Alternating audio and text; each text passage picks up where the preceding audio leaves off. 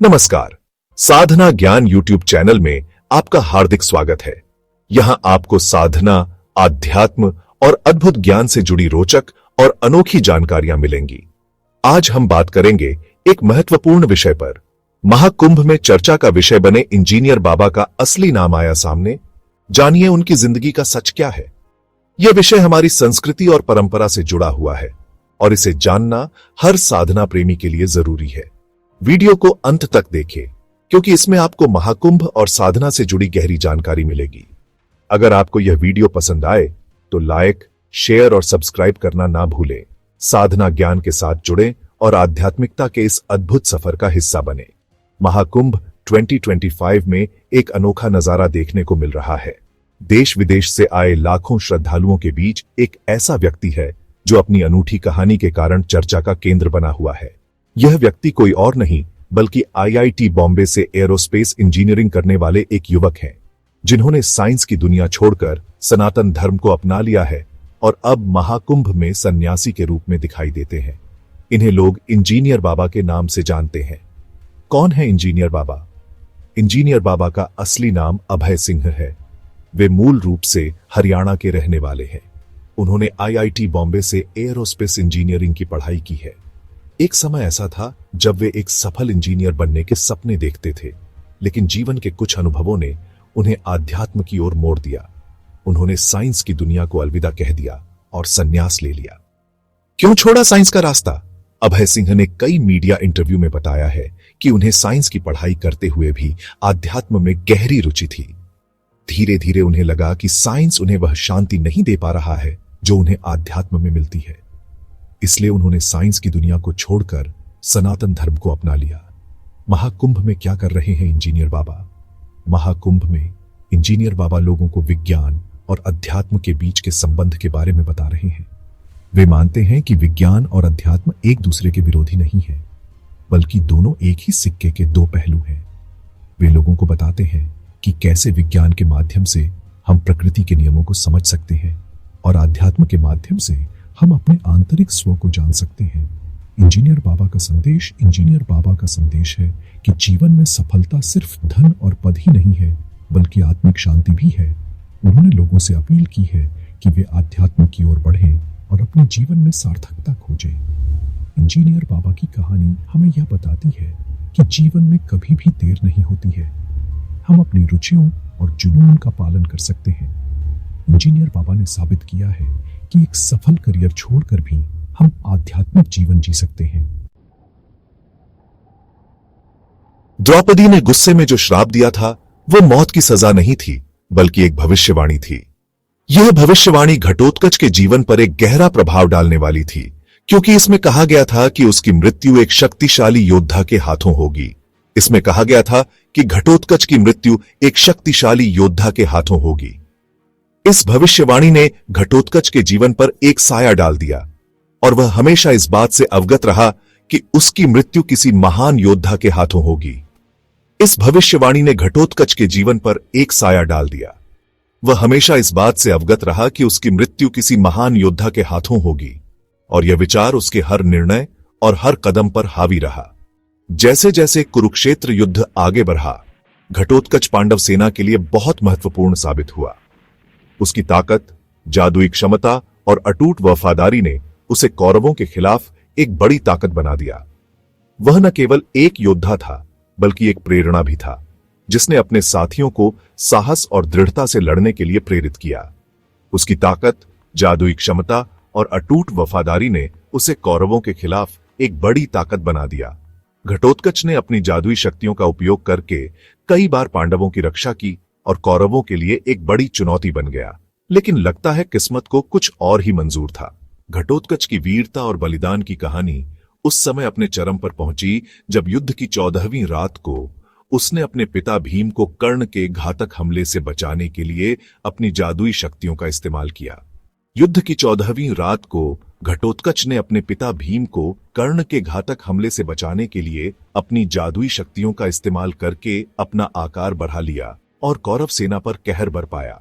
उसकी विशालकाय उपस्थिति ने कौरवों के दिलों में डर पैदा कर दिया और उन्होंने अपने कदम पीछे खींच लिए। कर्ण, जो खुद एक महान योद्धा था, घटोत्कच के सामने कमजोर पड़ गया और उसे इंद्र द्वारा दिया गया दिव्य अस्त्र वासवी शक्ति इस्तेमाल करना पड़ा। यह अस्त्र किसी भी जीवित प्राणी को मार सकता था और कर्ण के पास यही आखिरी रास्ता था। यह अस्त्र किसी भी जीवित प्राणी को मार सकता था और कर्ण के पास यही आखिरी रास्ता था। घटोत्कच ने यह जानते हुए कि भविष्यवाणी पूरी होने वाली है, अपने भाग्य को स्वीकार कर लिया। उसने और भी जोर से हमला किया, जिससे कर्ण को उस पर वासवी शक्ति का इस्तेमाल करना पड़ा। यह जानते हुए कि भविष्यवाणी पूरी होने वाली है, घटोत्कच ने अपने भाग्य को स्वीकार कर लिया। उसने अपने अंतिम क्षणों में भी अपने कर्तव्य को नहीं छोड़ा और अपने पिता और पांडवों की रक्षा के लिए अपनी जान की बाजी लगा दी। उसने और भी जोर से हमला किया, जिससे कर्ण को उस पर वासवी शक्ति का इस्तेमाल करना पड़ा। घटोत्कच का बलिदान व्यर्थ नहीं गया, क्योंकि उसने अर्जुन, जो कर्ण को हरा सकता था, की जान बचाई। उसकी वीरता और बलिदान ने पांडवों को एक महत्वपूर्ण जीत दिलाई। ऐसा करके उसने अर्जुन, जो कर्ण को हरा सकता था, की जान बचाई। घटोत्कच का बलिदान न केवल पांडवों के लिए एक महत्वपूर्ण मोड़ साबित हुआ, बल्कि उसने यह भी दिखाया कि सच्चे योद्धा अपने कर्तव्य और अपने प्रियजनों की रक्षा के लिए किसी भी हद तक जा सकते हैं। उसकी कहानी आज भी वीरता और बलिदान की मिसाल के रूप में याद की जाती है।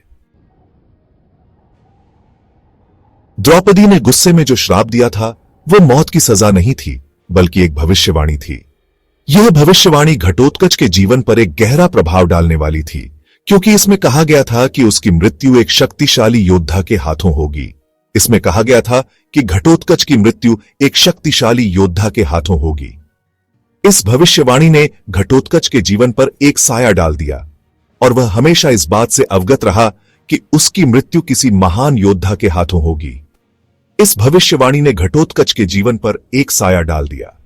वह हमेशा इस बात से अवगत रहा कि उसकी मृत्यु किसी महान योद्धा के हाथों होगी, और यह विचार उसके हर निर्णय और हर कदम पर हावी रहा।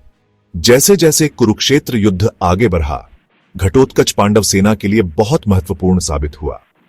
उसकी ताकत, जादुई क्षमता और अटूट वफादारी ने उसे कौरवों के खिलाफ एक बड़ी ताकत बना दिया।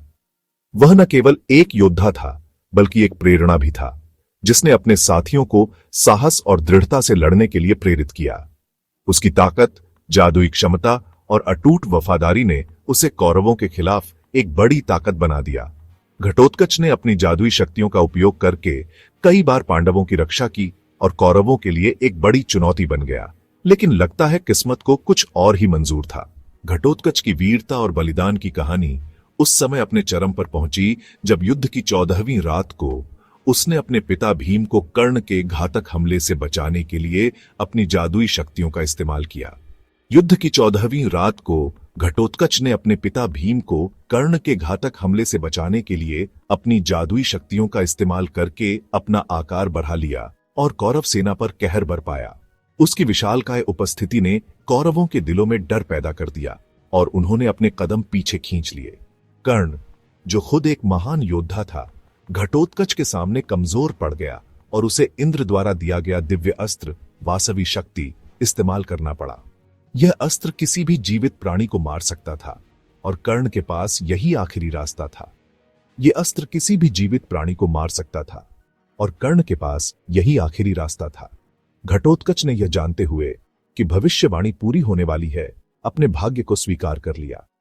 उसने और भी जोर से हमला किया, जिससे कर्ण को उस पर वासवी शक्ति का इस्तेमाल करना पड़ा। यह जानते हुए कि भविष्यवाणी पूरी होने वाली है, घटोत्कच ने अपने भाग्य को स्वीकार कर लिया। उसने अपने अंतिम क्षणों में भी अपने कर्तव्य को नहीं छोड़ा और अपने पिता और पांडवों की रक्षा के लिए अपनी जान की बाजी लगा दी। उसने और भी जोर से हमला किया, जिससे कर्ण को उस पर वासवी शक्ति का इस्तेमाल करना पड़ा। घटोत्कच का बलिदान व्यर्थ नहीं गया, क्योंकि उसने अर्जुन, जो कर्ण को हरा सकता था, की जान बचाई। उसकी वीरता और बलिदान ने पांडवों को एक महत्वपूर्ण जीत दिलाई। ऐसा करके उसने अर्जुन, जो कर्ण को हरा सकता था, की जान बचाई। घटोत्कच का बलिदान न केवल पांडवों के लिए एक महत्वपूर्ण मोड़ साबित हुआ, बल्कि उसने यह भी दिखाया कि सच्चे योद्धा अपने कर्तव्य और अपने प्रियजनों की रक्षा के लिए किसी भी हद तक जा सकते हैं। उसकी कहानी आज भी वीरता और बलिदान की मिसाल के रूप में याद की जाती है।